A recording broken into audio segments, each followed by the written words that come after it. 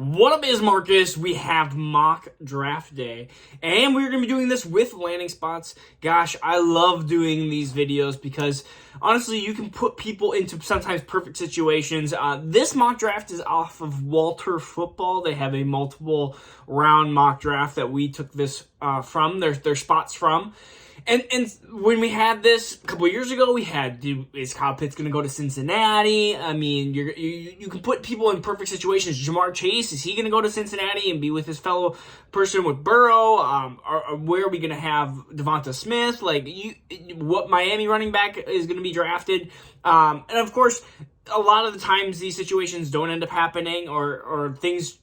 Somebody always surprises you and shockingly takes, Denver takes Javonte Williams, and we thought that was going to be Miami or the Jets, and then they end up taking Breece Hall the next year. So I think this is always one of my favorites. So if you, again, like these types of videos, please subscribe. We're going to be doing more of these in the next couple of months. This is a super flex mock draft, and with the rankings that I posted, I think it was last week already, we have some big changes in some of these mock drafts. And people that tell you that draft capital and landing spot don't matter at all are people that are just fooling themselves. Now, there is an overcorrection when you have, let's say, a Trey Sermon or CEH, some of the big, huge busts that do have the draft capital, do have a good landing spot, and then they end up failing because they're not the talented enough, or sometimes they just don't get used, like CEH. He's a talented running back, just doesn't get used. Doesn't make sense. But we're going to just go through the mock draft here. Number one overall pick in Superflex is a running back. It is a top 10 Superflex Dynasty startup, potentially player. In my top 10, barely, if you watched my video a couple days ago, Bijan Robinson. And in this mock draft, I am pretty shocked on how high he went. I don't think he's going to go this high. 103, the Arizona Cardinals. Now, I see Bijan Robinson being a 10 to 15 maybe overall pick.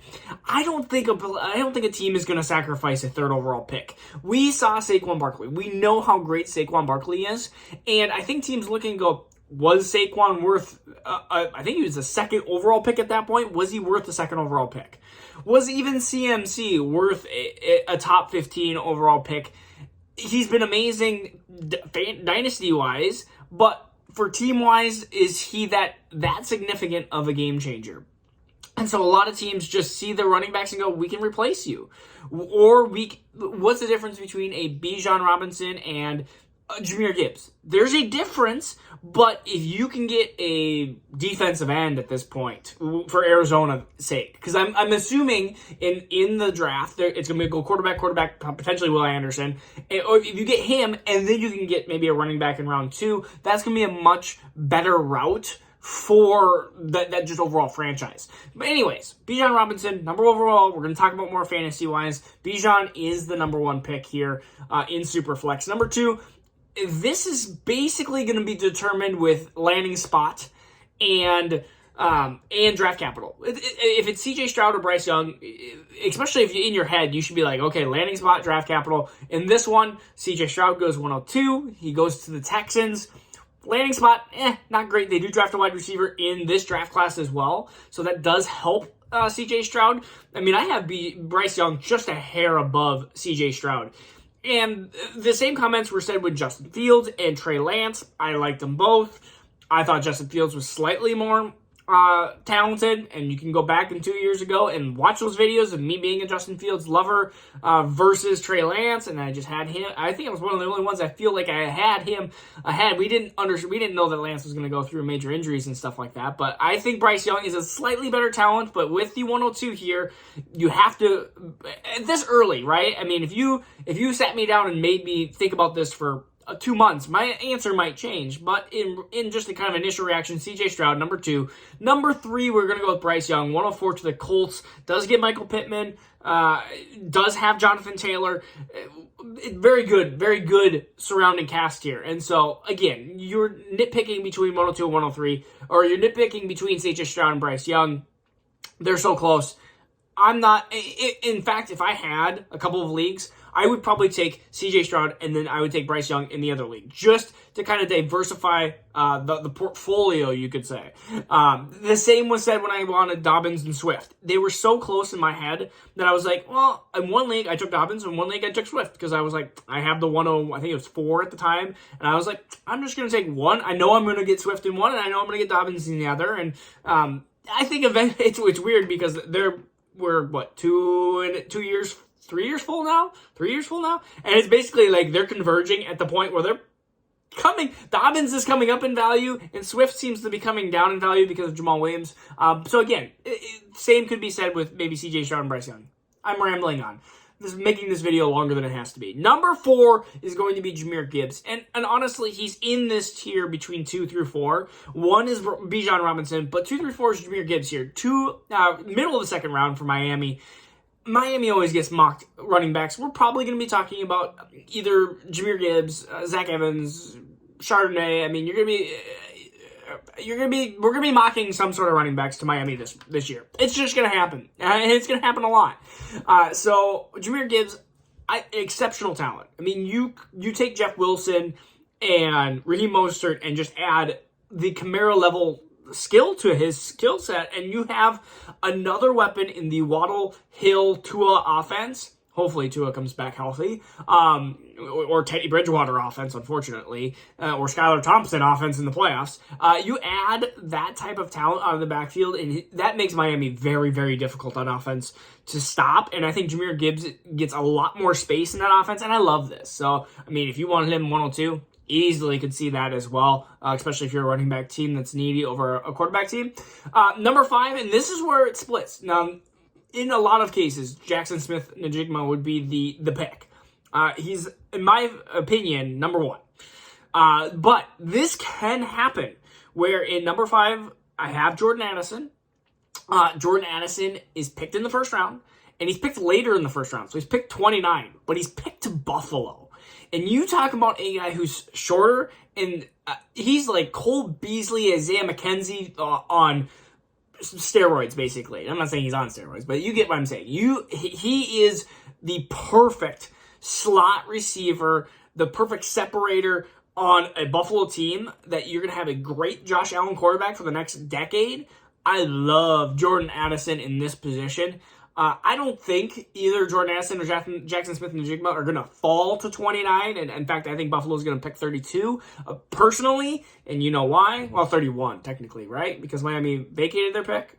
Wait, they vacated their first round pick. I'm pretty sure because of the whole coaching situation or taking situation, whatever it was. So I think that's the case. Anyways, so Jordan Addison, 129 to Buffalo. If a wide receiver lands down to Buffalo, I want it to be somebody that can separate.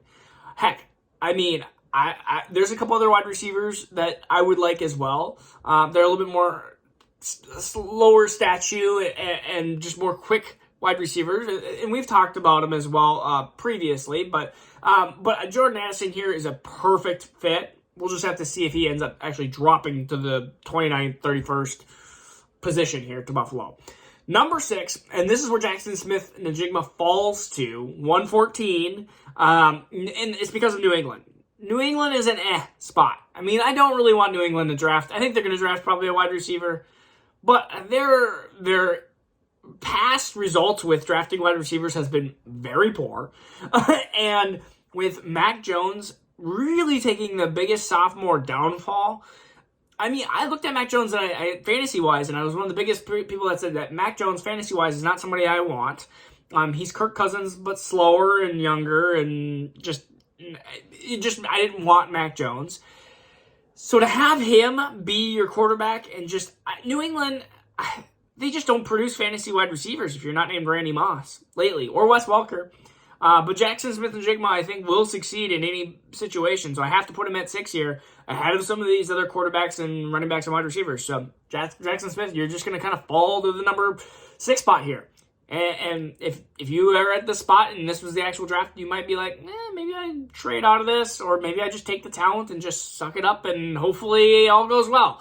And just take the talent over the landing spot. Number 7, Anthony Richardson, 107. And why he's up to 107 here over the other running backs, over wide receivers and stuff. 107 to the Raiders. So 107 is a high draft pick.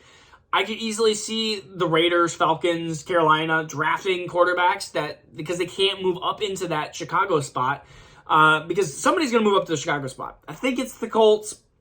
Who do I know to say that, right? Like, they could surprise me. Maybe the Bears move back down to 2. Maybe Texans take 1 and they trade something. I think that would be a pretty bad trade for the Bears, but I think the Bears trade out of this. Maybe, shockingly, the Bears trade Justin Fields. Again, that would be shocking news, and I would be very surprised, but it's the NFL. Who knows? So Anthony Richardson here, 107, Raiders.